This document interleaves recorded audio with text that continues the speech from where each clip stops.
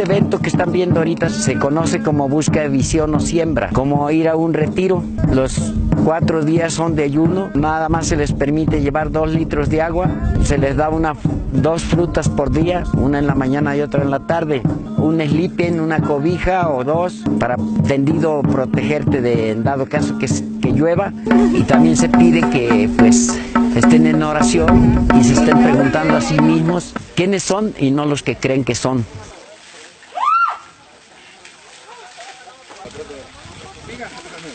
Cumplimos nuestra misión allá a faldas del volcán, a las orillas. De repente nos da hambre, se nos viene a la mente un rico caldo, un rico guisado. Y dices, ¿y ahora qué voy a hacer? No tenemos absolutamente nada, ni luz, ni agua. Experimentamos un poco de miedo y se puede llegar así hasta terror.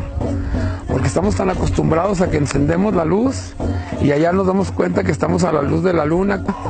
Estamos alrededor oyendo ruidos extraños de hojas, de animalitos que pasan, ¿verdad? Subí hace 4 días a la visión y una noche empecé a escuchar como un rugido a un lado de mí.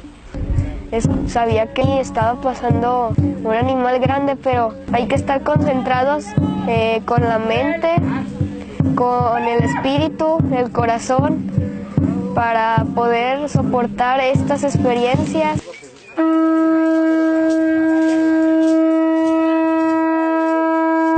Allí se van a dejar apegos, todo lo negativo, dejarlo, entregarlo y pedir todo lo positivo. Los invitamos a todos, nosotros venimos desde el norte, de Torreón, Coahuila, muy lejos, a reencontrarnos y hemos logrado mucho de eso. Pero para eso se piden permisos a la naturaleza, al cosmos, al mismo volcán que se llama Tonaltépetl.